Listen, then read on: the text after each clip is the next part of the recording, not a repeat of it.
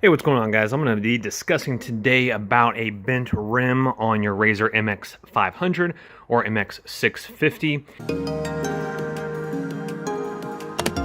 That's the particular one I have right here. It's a painted, custom painted 650. I got my 500 back over here. So you might have a wobble in your front tire, and I'm also going to show you another known problem. Unfortunately, this tire is like probably still a solid 65% tread life left on it, but as we can see right here, check this out. I'm getting a really terrible wobble. And look at this. This is a shot tire, unfortunately. That just set me back a few bucks right there. As we can look in here, that is unfortunately unrepairable.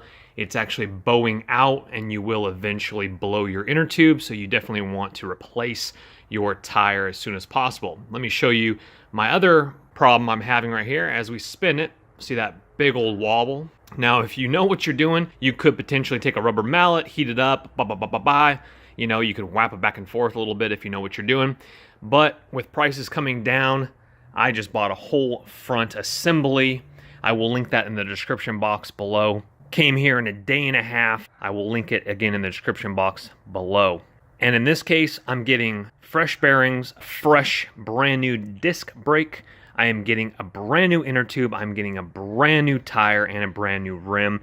Everything is brand new, not to mention a brand new axle and bolts as well. For the price, I think I paid about $57 or $58 with free shipping, no tax. This tire alone was going to run me $28. Inner tube, you're looking at another $11. Not worth it. I just wanted to pay the extra money, which isn't much more, so I can have a fresh rim. I'm going to go ahead and take the inner tube because the inner tube in this one is still good. I'm going to swap out the inner tube. I'm going to take this inner tube, put it in my MX500, and I also have ordered right over there on the ground. I have a brand new tire. I didn't need a new rim for that one, so I did save a few bucks on that one. Anyway, this video with that whole ramble is going to show you how to take apart the tire. We have one larger one here and we have one right here. Let me get the millimeter for that. You're going to need 2 wrenches. You're going to loosen one while you hold the other one. Unscrew it. Just know that you do have a spacer right here. There's a little lip of a spacer going into the bearing,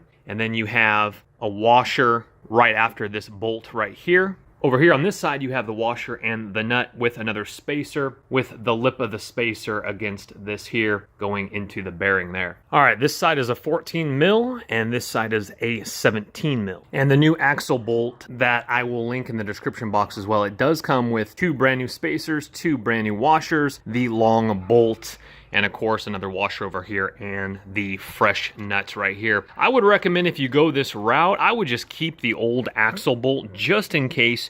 You never know. It's an extra part. It's small. You can throw it in your junk drawer, your spare drawer. Keep your spacers just in case. It's a real pain in the butt if anything should happen to that. Let's say you lose one later down the road, just stash it away. If you don't want to, go ahead and throw it away, recycle it. Now, of course, we need to tighten this back up, inflate it to the proper inflation, which the side of the tire says max press of 40 psi. And you might need to adjust your brake pads if you're getting sort of a spin here.